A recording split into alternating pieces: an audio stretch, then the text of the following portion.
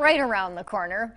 And that means that thousands of crows are coming back to the city of Portland. They do that this time of year to roost. Yeah, they're right outside the Coin Building in the evening. And for a third year in a row, the city is bringing back its urban falconry program using trained hawks to encourage those crows to find another place to hang out. We gotta get them out of here. Emily Burris was there as the Hawk Patrol brought out their birds of prey.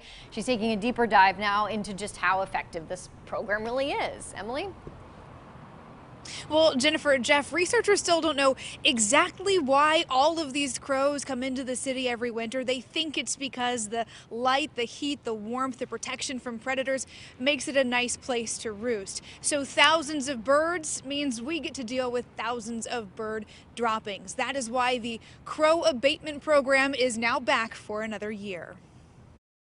A murder of crows and a flock of onlookers.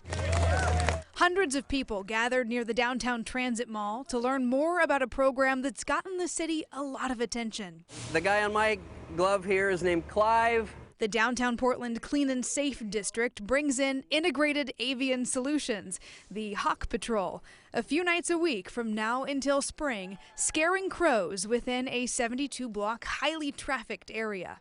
We're not killing them, we're not abusing them, we're just hazing them gently enough to push them into other areas. Crow abatement, using a type of urban falconry to tackle the city's poop problem.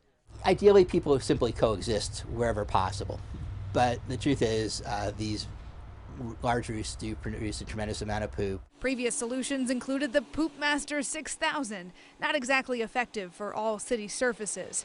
Portland's also had to deal with cases of the birds being poisoned. But where there are real conflicts, we want them to find safe, humane, ecologically responsible solutions. Audubon Portland says that's where the falconry has been a real win, but not everyone sees it that way. We're prioritizing human convenience over the survival of a really critical species to its habitat.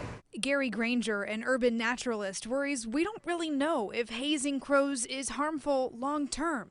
He wishes the city would wait until he and others do more research. Try and understand why they're picking the places they're picking, if we can, without the hazing taking place immediately, and to see if we can come up with a strategy that would actually not disadvantage the crows, would lessen the conflicts that some people have with the poop. You know, wildlife is not tidy and neat and clean, right? It's messy, and the messiness is part of the beauty. Still, the city of Portland and Audubon Portland say this program has been a success. Audubon says since they started the falconry, they have gotten significantly fewer complaints about the crow mess. And they're spreading the birds out. They're not leaving the city of Portland. It's just less dense, so it's not a problem in any one particular spot. Guys, back to you. Yeah, that's